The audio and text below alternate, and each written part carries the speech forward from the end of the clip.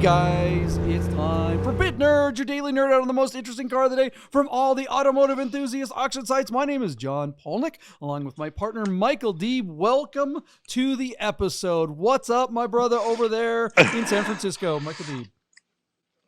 I'm on a real serious pixelated delay here, JP. I apologize for my cloudy connection, but I think my voice is pretty clear, and who cares what my face looks like? So let's go. I don't think anyone, clicks on the episode to see either one of Nope. us. If you are new to this show, if you're new to the channel and you're like, what is this Bid Nerd thing? Maybe I've heard about it here and there. What we do is we scour all the automotive enthusiast auction sites. We find the single most interesting car of the day. We have a conversation about that car right here on this episode. We tell you everything about that car's model, all this specific car's history, everything that we can get, all the information that we can find for you on this car from the auction listing. And then what we do is we get to the interesting part. We make a prediction as to what's going to happen to this car's auction at its end. Will it fail to sell? Will it bring huge money? What will it get bid up to? We talk about all those things, and you can play along. It's just like The Price is Right. You can put your bid in the comments below, and then at the end of the episode, we will find out exactly what happened with this car's auction. When we record this, it's now, right? Yeah. But when you see this episode, it's the future. So we don't know what's going to happen with this car's auction, but we will by the end of this episode. So play along. It's a lot of fun. We really do appreciate you guys being a part of it. Make sure you hit the subscribe, like, and notification button right now if you haven't done it already. Big shout out to all of our Nerd Herd Nation, the Nerd Herd out there, our fans, Ross Churchhouse and Family Guy, 5150, and Buddha, and all the other guys that are commenting all the time. Michael Deeb, it's nice to see you finally commenting in the comments down below. What do you think of that? Is that fun? Finally. Yeah. Maverick's re-engaging. Yeah, right. All right. All right. Well, just before we get to the car, just shout out to our good friends at Godden Porsche of Las Vegas and Godden Classic. If you are shopping for a classic Porsche, a brand new Porsche, or even an enthusiast car, give those guys a call over there. They can totally help you out. Avoid all the hassle of going through an auction or an auction site. You don't have to listen to us and our advice. You can just go right to the experts, the people who actually know at Godden Porsche of Las Vegas. Check them out. Okay. This is a car. Those guys, what's that? Those guys really know their Stuttgart. Stuttgart. Deeb is dropping jokes. Speaking of Stuttgart, what's the most interesting car of the day today, Michael Deeb? Is this something Godden would JP? So somebody asked us to cover this car. Do you remember how they wrote this note to us, JP? They said, "I've been a faithful follower of you guys from the very beginning. I've never asked you for anything." I was like, whoa. Heavy on the codependency. I'm like, all you had to do is ask. We happily will cover your 1988 Porsche 944 Turbo S Silver Rose, the unicorn of the transaxle line in Porsche's illustrious history. JP, this is arguably my favorite front-engine Porsche of all time.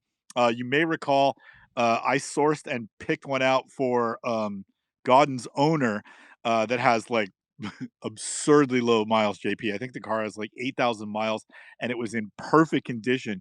And shortly after he bought that car, the market on these things absolutely took off. He was offered nearly double what he paid for it before the end of the calendar year, about 4 or 5 years ago.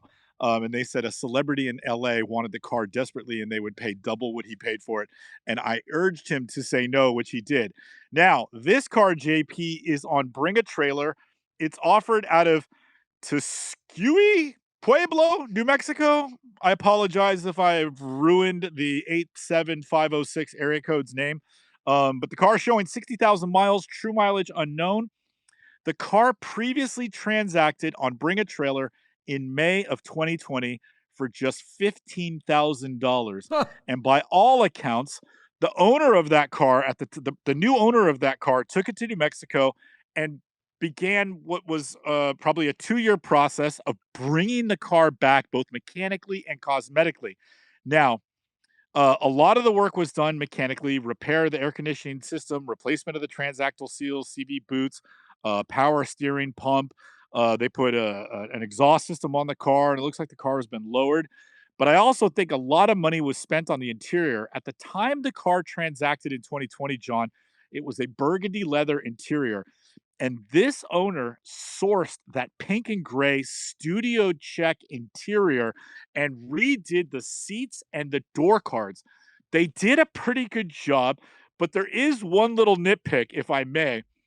On the front seats, the center of the seat and the center of the seat cushion, the studio check is supposed to line up perpendicular, um, like straight up and down. But when you do the side bolsters and the legs of the seat, the way Porsche did it is they put the pattern at a diagonal, and it gave it a really busy, very 70s look to it. The guy like authorized an upholsterer to do this work for him, but they didn't get the corners correctly. So it looks good, but it's not perfect. And then I take issue. They re-leathered the steering wheel, and look at stop. Go back a photo, John. Go back to that stick shift. Go back two photos.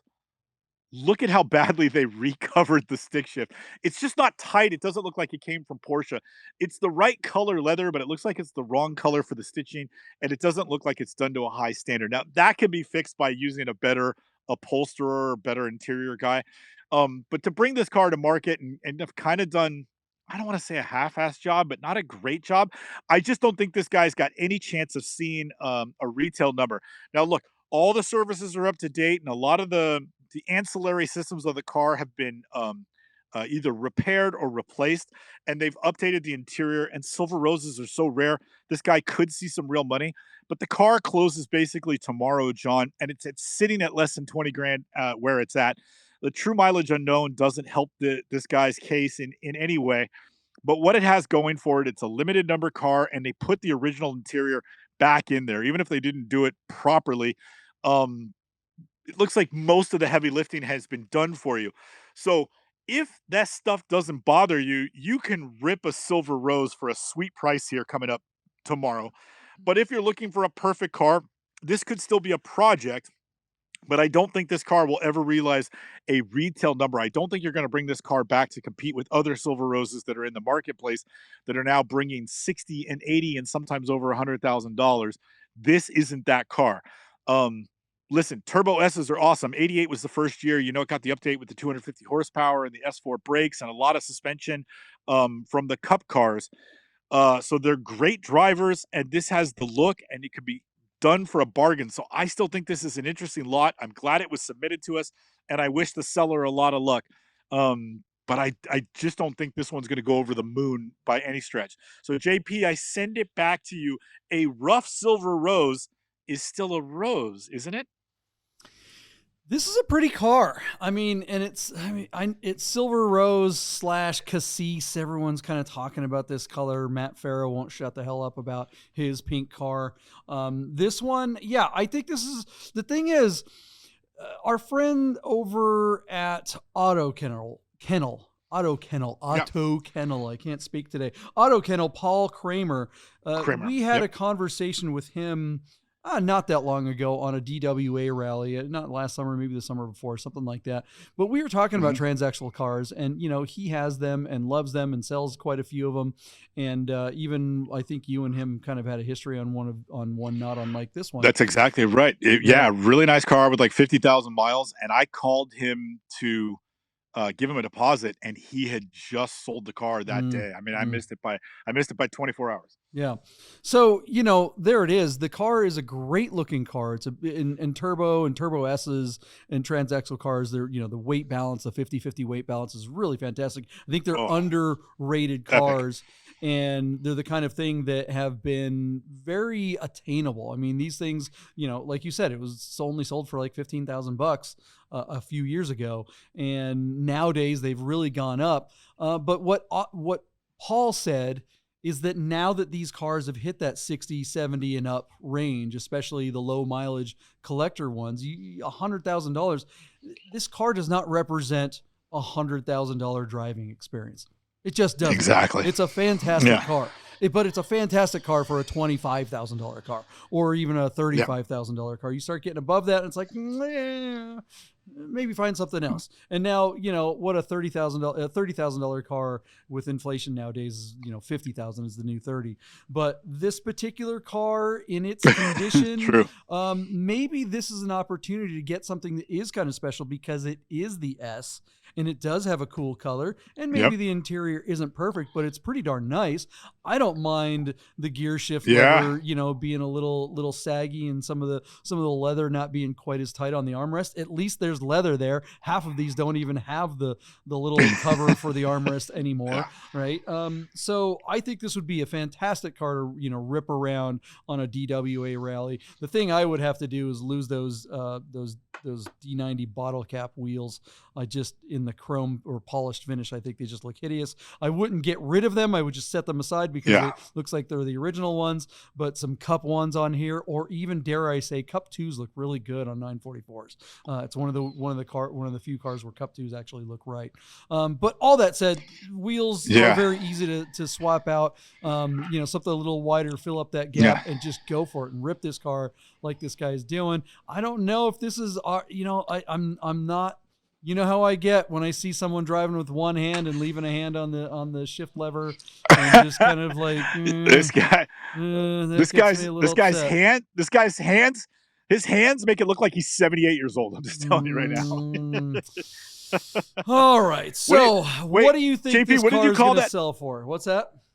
What's the name for somebody that's an ageist or a 70s? What do they call it? Octogenarian is someone in the 80s, so that would be a septuagenarian, I think, for a 70s. Yeah, he's got septuagenarian hands. He does have septuagenarian I don't know, hands. JP. Yeah. Man, oh man. So yeah, this car, it says the Carfax report shows an odometer reading 164,000 miles in November 2000. 164? Yeah, so it might have had that, and then they broke the odometer, and so it's TMU. But I still think it's a lot of car for the money. JP, it's sitting at $18,944. As if I can disclose, we normally don't do this, but we're recording on Valentine's Day, so this car is going to close tomorrow. Initially, JP, I thought this car might still have a chance to go to $45,000. But man, it sure doesn't feel like it's going there. It doesn't have a lot of bids. It's just sitting there at like 9 bids on $18,000. Boy, oh boy. It's hard to think that a silver rose with perfect interior and all of the things that have been done to spruce this car up could go for less than 40 grand, because at less than 40 grand, I would buy it. So I am just going to bite my lower lip and stand on $45,000 as I send it back to you. Oh boy, but I don't feel comfortable with that bid at all. I just want to put that on record. So 45 to you, JP. I have a sneaky suspicion you're going to come under, but man, dude, a Turbo S Silver Rose for less than 50 seems almost unheard of in this market, even if it's softening, because the cars have moonshotted over the last 3 or 4 years. But I'm gonna stand on my number. 45 to you, JP. Where you at? Well, look, the market is not just softening a little bit; it's softening a lot bit.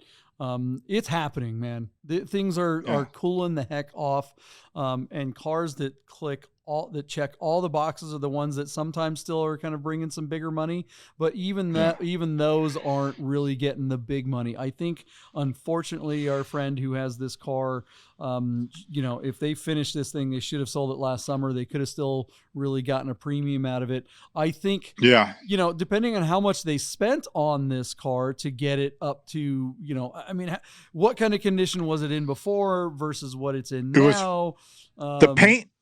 The paint looks like it does now, but the interior was roached out. Those seats were like, totally, the leather was like coming unstitched, and it was all white in the middle because the burgundy was just worn off of it. And so they spent a lot of money to bring it back: the steering wheel, the shifter, the door handles, the door cards, and then the studio check on the seats. And then the question is, did they spend $15,000 or did they spend $5,000. I mean, they're given the 15 look for sure. You think 15? I mean, it's certainly possible, but we don't know the seller's situation. Maybe he did it himself. Maybe he had some. I mean, I don't know. The receipts. JP, I just brought an Alfa Romeo Alfetta back, and I'm going to spend $15,000 on it. There's no way they did as much as they did on a Porsche, even if he did a lot of the work himself. Which, judging by the steering wheel and the shifter knob, he may have. But I'm just telling you, there's no way he did all the things he did and didn't spend over $10,000 to $15,000 on a Porsche. There's no way. I don't agree, honestly, and especially given when he bought it back in 2020, there were a lot of people doing stuff for a lot less money. So it depends on when and how and who. There are still deals to be had, and there are still people out there with skills that can do stuff on their own. I'm not saying you're totally wrong, but I'm saying it's possible. So I'm going to say my bid is going to be twice as much as whatever he bought it for, which you said he bought it for $15,000. 15. Yeah. So I'm going to double his money. I'm going to say it goes for 30, which is well under your bid and well under what I think we've seen some of these go for. But at 160,000 miles, unless the engine was rebuilt, I mean, 160 at some point on the Carfax, and it's a TMU now. Who knows? I think 30 would be all the money. I think it might fail to sell, honestly. Because I think things are cooled off, and this car just has a lot of things that make you scratch your head. I think this car might be the kind of car that the owner might have to keep, and it wouldn't be a bad car to keep. I would like to own this car. This would be a great car as a driver, but I just wouldn't pay very much for it. JP, this car closes at 10 a.m. tomorrow, and I'm going to be shooting my 914 for Bring a Trailer. You should watch this car, because if it stalls out at 30, you better bid on it. Like, for 30 grand, I think you got everything there. The car's running and it's freshly tuned and fresh interior. For 30 grand, you should buy it. Me and Mikey could be matchy. He has an 88 Targa Cassis and Cassis red, silver rose. What's the difference? What do you guys think of this pink Porsche? Is this the kind of thing that you would drive? Are you embarrassed by the color? Is this something that you would rock? I mean, colors like this are popular now, right? You want to be like Matt Farah on a budget? Here is your chance. Lock in your bid in the comments below. Hit the subscribe, like, and notification button if you haven't done it already. We are going to go into the future here in just a moment. We're going to see a message from our friends at God and Porsche of Las Vegas and our sister channel, one of our sister channels, The Rami Show. If you haven't checked out The Rami Show YouTube channel, please go check that out. That's a lot of fun. It's a different animal, but we'll be back in less than a minute to find out exactly what happened with this pink Porsche. Hey guys, I gotta tell you about our friends God and Porsche of Las Vegas and God and Classic. If you're looking for a new Porsche or a classic, you gotta call our friend Steve at God and this guy. 1989 linen gray metallic G50 cab. Is that gonna be for sale? It is gonna be for sale. The car only has 65,000 miles. Save yourself the hassle of screwing around with all the auctions like we always talk about, and just talk to Steve. He'll find you the classic Porsche you're looking for. God and Porsche of Las Vegas. If you love watching car videos on YouTube, you gotta check out my channel, The Rami Show. Oh, this car! I am driving a 2020 Lamborghini SVJ. This car, watch this.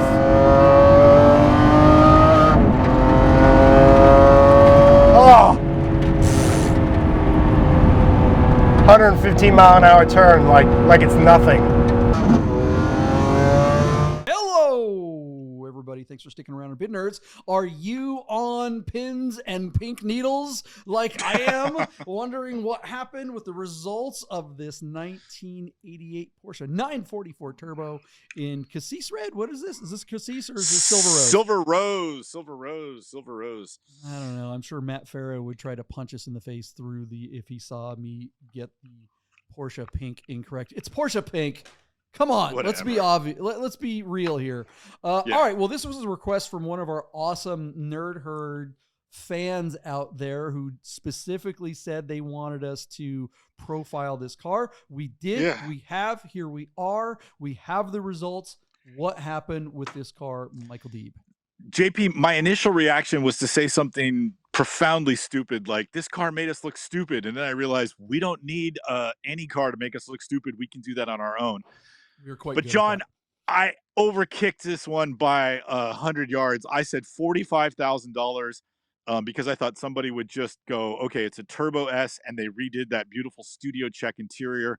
You said 30 grand, saying, Deeb, this car has like hidden miles and it's still a little rough around the edges.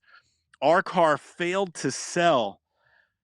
Hear me out, JP. Failed to sell on Bring a Trailer. The bidding stopped at $23,952 after just 12 bids. This is just one of the most, I don't know how to say this. Like, it's like one of the most epic failures I've seen on BAT in a while. Like, I can't remember a car falling on its face quite like this one did. Um, I really didn't see that coming. I thought I might be a little high, but I thought 30,000 was going to be too low. I mean, John, you were over it by $6,000, and it just petered out. This car failure to launch essentially. So I don't know, man. I don't even know where to begin to explain it. I knew the car was rough, but this is the audience going, yeah, nah, not interested, not for any real money. So I sent it back to you, JP. What's your take on this? What do you think happened here? Because I really can't make any sense of this. I thought it would have had some money. It got no money and didn't even come close to the reserve. How many bids were there? You said there were like 20. So there's still a fair amount of bids, yeah? 12 bids. It didn't even get action. Yeah, okay. So only 12. Yeah, this one is a bit of a surprise. It's a big bit of surprise. The thing that surprised me most is that, generally, people who are interested in classic Porsches are morons. They're a bunch of idiots. Because how often have we seen people pay all the extra money for stupid badges? When we've talked about it in the fairly recently too. Like our good friend Mauricio's 912 that was bespoke with a 2.7 built engine and all these. Oh my God! That car was all 911 all day. Yeah. But because it had a 912 badge instead of a 911 badge, it didn't bring nearly the kind of money that it would have had it had a different badge on it. That's it. It's the only thing that made the difference. Right. Because the car performance wise and all the mods and everything, it was one of the nicest, hot rods that you could ever find. So Porsche buyers tend to spend money on these dumb badges, and Turbo S 944s are one of those where when it hasn't, Turbo 944s, 951s have come up in value a little bit. But it seems like the S's, dumbass Porsche buyers spend a bunch of extra money for that S. And at least that S represents a little bit of a horsepower difference. At least it's not just a badge. Right. So, yeah, I expected this one to bring a little bit more money just because of the badge, just because there are those people who will spend the extra because it's got that little squiggly S. Didn't happen here. And, yeah, the car was pretty rough. If it didn't have that S badge, I don't know. I would have been way more bearish because I'm generally bearish on the numbers anyway. This car, yeah, I think whoever owns it is going to be stuck with it for a minute. I do still think it would probably be a lot of fun to own this car. Yeah. But it failed. What did it fail to sell at? What was it? 20 what? Just basically $24,000. $24,000. Look, it wasn't that long ago that you could get one of these for under 10. So, for a beat up one. So, yeah. Inflation strikes again, yet it didn't even sell. What do crazy. you guys think out there? Was this a missed opportunity for someone? Was this Bring a Trailer? I don't know. Deeb, do you think this would have done better on Doug DeMuro's site since it's kind of a weird one and Doug DeMuro's a weirdo and absolutely his platform? Sure, why not? I actually think it would have done better on PCAR Market. Yeah, or even Marked. Marked at least would have been able to give it a bunch of attention. Marked would have made it look really good. Yeah, the Marked endorsement would have made it look good. But man, the BAT community just turned their back on this car. like that's the dirty secret about BAT. Everyone, including us, we always say BAT is the best game in town, which usually it is. But you have to play the game. You got to play their game, and you're up against a lot of competition on any given day for any cars that are being sold.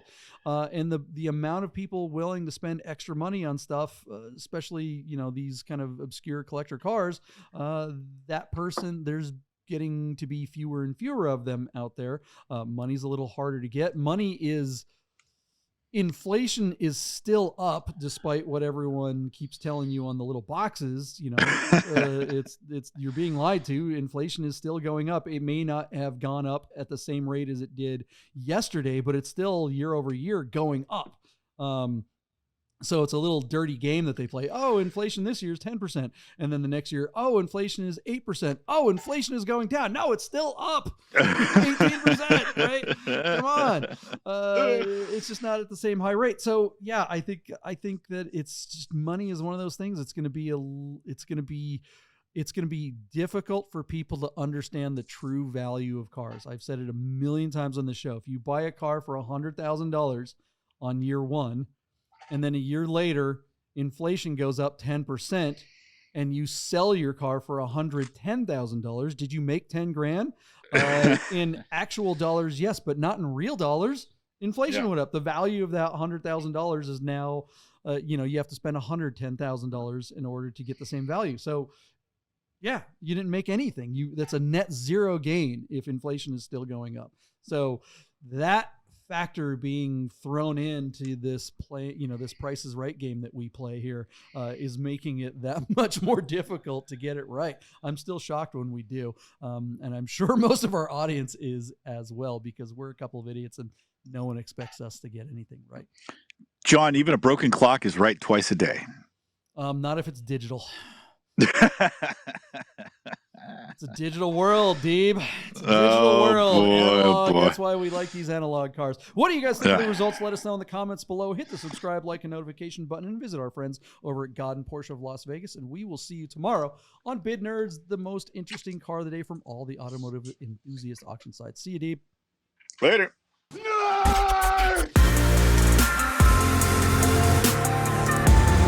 Get those nerds!